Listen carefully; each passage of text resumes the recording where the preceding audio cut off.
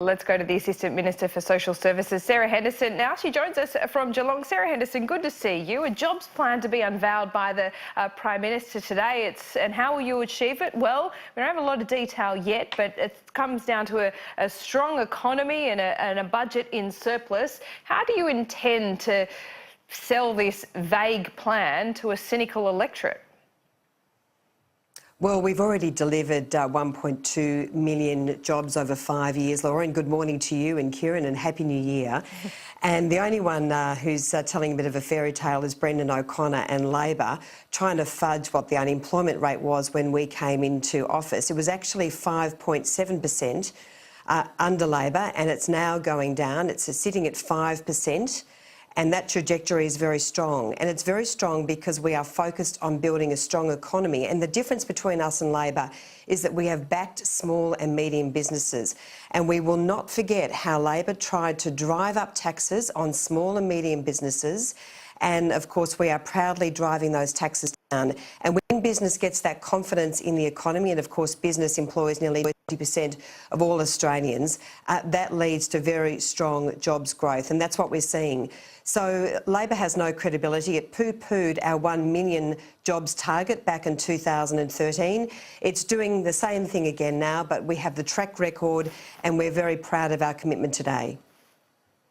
Do you need to be cautious, though, in some of the language? Is it reckless for ministers like Mr Pyne to raise the prospect of a recession? Obviously, politics is robust, but when you're talking about the economy, should he be using language like that?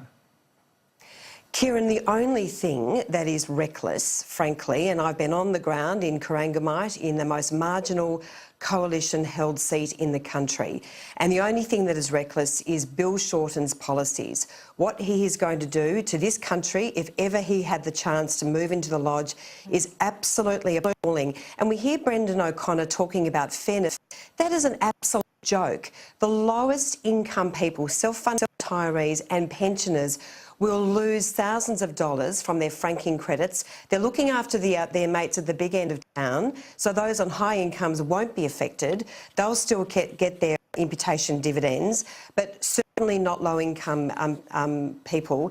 And we already are seeing some alarming signs in the housing market as a result of the fear that is spreading throughout the economy. So that's what's reckless. And we are running proudly on our record: strong jobs growth, a record jobs growth, a strong economy, backing small business, backing families, and of course, with a strong economy, we can deliver record funding in health and education and the services that Australians deserve.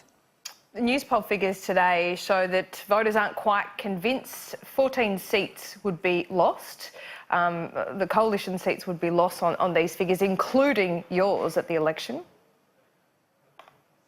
Well, let me just say, Laura, I am in for the biggest fight of my life, and I am going absolutely nowhere.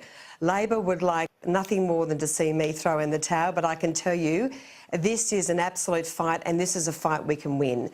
And if I look at what I've done in my electorate, you know, delivering so much for the people of Corangamite, whether it's a $154 million city deal, whether it's major investment in roads and rail, tens of million dollars in jobs, programs and infrastructure, in rail, of course, we're delivering in spades, and that's why we're seeing the jobs growth here locally as well as around the country going so well.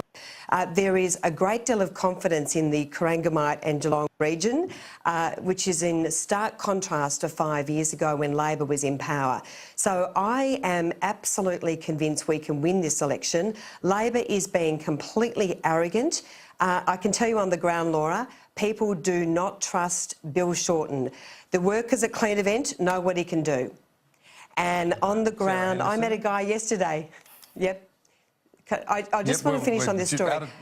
Just quickly. I want to just finish on this story. Yesterday, a couple of weeks ago, I met a guy who was working as an electrician in the house next to mine, and he said, we banned Bill Shorten for 20 years at Shell because we didn't like him at all. We did not trust him, and people on the ground know that they cannot trust this man.